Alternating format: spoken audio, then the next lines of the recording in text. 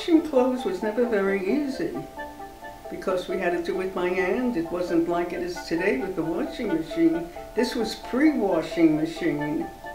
And you had a big tub and a washboard, and you put the clothes in there and the soap suds, and you rubbed up and down until you thought the clothes were clean. It wasn't easy. It really wasn't easy. And I said to myself, there must be a better way. There must be a better way. My grandma wasn't the only one who thought there had to be a better way to wash clothes. In 1910, Alva J. Fisher created and patented the Thor washing machine, which looked less like this and more like this.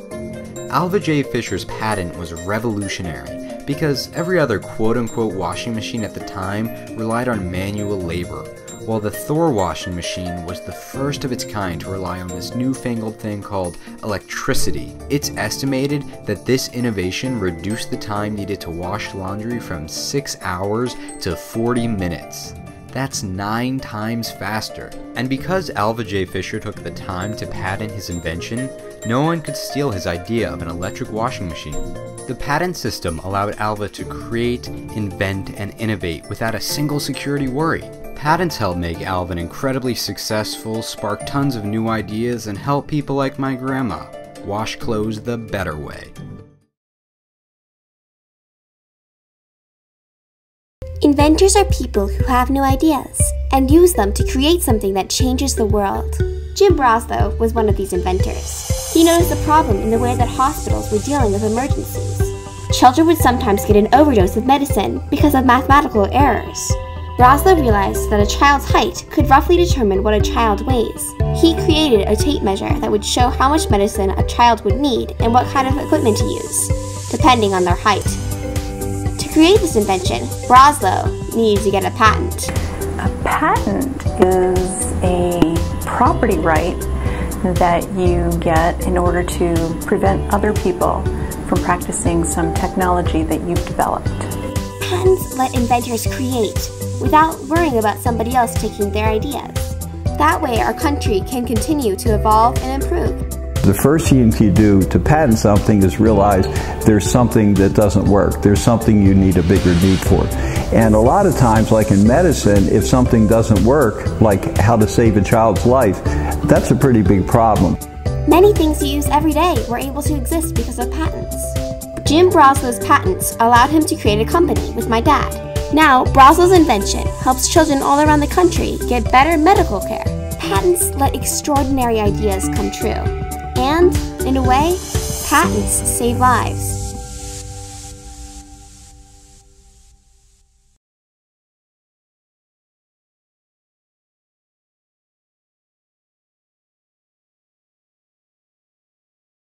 Has this ever happened to you?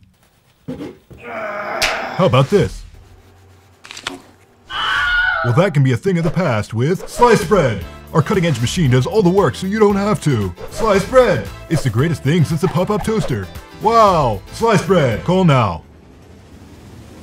Pre-sliced bread is a convenience most of us probably take for granted, but like any great invention, it started as just an idea. Otto Frederick Roeder, a jeweler from Iowa, started toying with the concept of a bread slicing machine in the 1910s, selling his jewelry stores to fund his efforts. Unfortunately, his initial prototype and blueprints were destroyed in a fire. It took a while, but by 1928 he had a new and improved machine ready, and the very first loaves of sliced bread were sold that year. He also did something else important. He applied for patents on his machine. Patents protect intellectual property, or ideas. Roeder's patents prevented anyone else from manufacturing and selling his bread slicers. It was his invention, so he was the one to bring home the dough. At first, many bakers rejected his machine, saying that the bread would fall apart and lose its freshness too quickly. So you could say that Roeder was going against the grain. Okay, maybe that was a little stale. But it caught on pretty quickly. By 1933, more loaves were sliced than unsliced. That year, Roeder sold his patents to a company which he then worked for until retirement. It's hard now to imagine a world without sliced bread. It's improved the quality of millions of lives, saving hours of sandwich-making drudgery. But without the patent system, there would have been little motivation to invent the machine in the first place. So if you have a good idea, make sure you take advantage of the patent system. It just might be the greatest thing since sliced bread!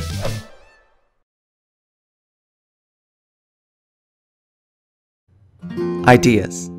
Everybody has ideas, a seed in the brain. But when they sprout and take root, these simple ideas are what help societies thrive and continue to grow. The patent system works to allow people to protect these ideas, similar to a greenhouse.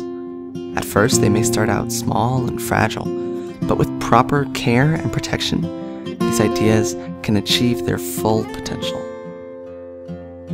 Some of these ideas may even be kind of strange, such as the vibrating tattoo or snake walking system. But that's what makes them so special. Each is unique and different from everyone else. Like the Arctic Cool Towel, created by Atomi Incorporated. A simple idea, but with many applications. Just add water, wring out the towel, and snap it. The material is designed to regulate the flow of evaporation, creating an almost instant sensation of coolness for you to enjoy. Where I live, it can get pretty hot in the summer, and having a tool like this handy helps me to avoid sunburns and getting dehydrated while enjoying the outdoors. It is because of the patent system that inventions like this can exist. Inventors are not afraid to send out their ideas into the world because they know the patent system is there to protect them. So don't be afraid to test out a new idea. You never know what it might grow into.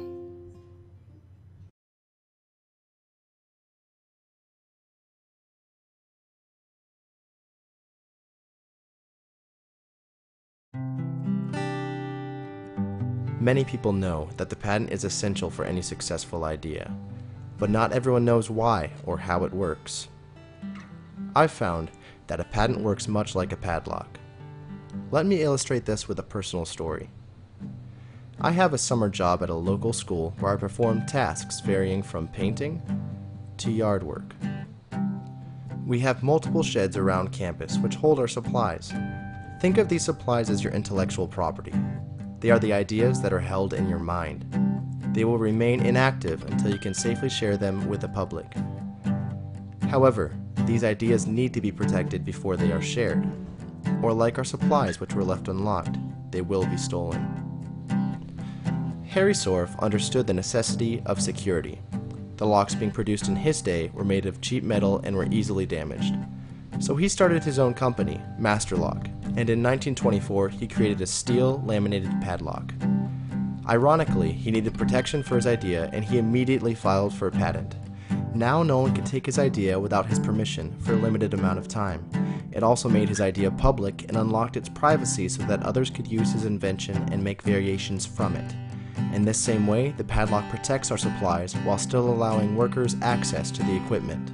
That is why filing for a patent is not only important, but crucial for the protection of your ideas.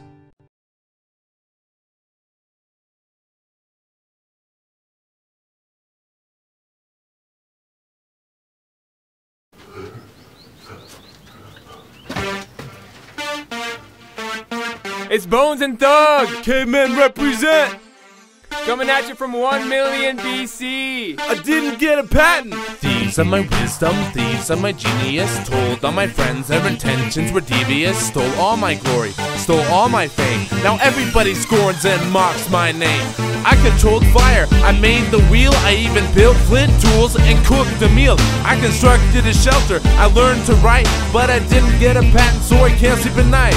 They say I'm an idiot, they say that I'm dumb, and they say I couldn't tell what's a finger, what's a thumb. I didn't get a patent, didn't get those rights. Now I'm screaming from my share, but no one hears my plight. Yo, that's right! My main man, Thug! Tell him how it is! Who's the greatest innovator of all time? Edison, Franklin, or Albert Einstein? It's me, but no one knows, cause I didn't get a patent. My fire took us to the moon, but they don't recognize my talent. They say I'm an idiot, they say that I'm dumb, and they say I couldn't tell what's a finger, what's a thumb. I didn't get a patent, didn't get those rights. Now I'm screaming from my share, but no one hears my plight. Edison patented the bulb of light and was accredited for fighting back the dark of night. No patent, no cred for the million years I lighted nights with fire, now I fight my tears. You know, getting a patent is so easy, even a caveman can do it.